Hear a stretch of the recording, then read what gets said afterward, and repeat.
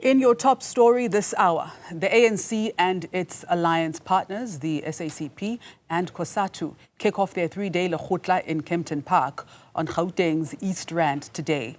The gathering will, among others, review the implementation of the party's 2024 priorities. They also hope to develop the organization's program of action for 2025. Now, Juniour Khumalo is covering the story for us, and he joins us live from Kempton Park for a preview. Good morning, Juniour. What can we expect from day one of today's lekgotla? Good morning to you, Masichaba, and good morning to our viewers. We do expect a lot of robust engagements, especially between the ANC and the SACP. We know that the lekgotla is going to involve the alliance partners, Cosatu, SACP, as well as ANC government employees.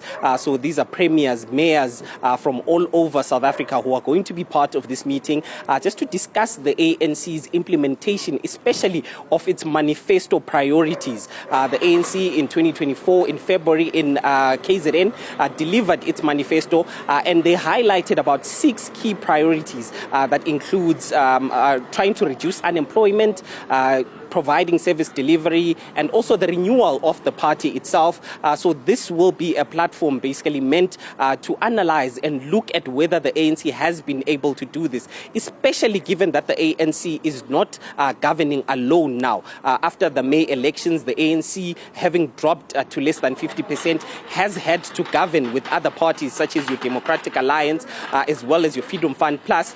So it's been harder for the ANC to try and implement some of these manifesto resolutions, given that these other parties might be opposed to them. But the ANC, speaking to parties such as your Cosatu as well as the SACP, will point to some of the achievements, such as the full implementation of the Bella Act, as well as the recently signed Land Expropriation Act as well, as some of the key developments that have happened under this administration. We've seen Cosatu as well as the SACP also welcoming the signing of this Expropriation Act as well, despite there being challenges. I'm sure the SACP is going to point at the fact that the Democratic Alliance is actually in opposition to this, and in particular the fact that Minister McPherson, Dean McPherson, the DA's Dean McPherson, was supposed to lead the charge in terms of implementing this Expropriation Act, is vehemently against it.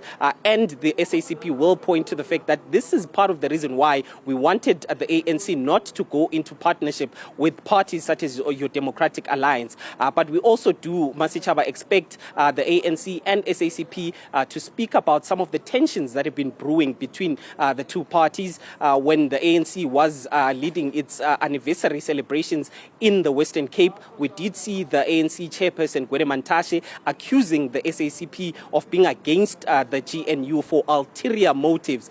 This has led to the SACP sending out a strongly worded statement this week challenging Gwede Mantashe to provide evidence to these utterances.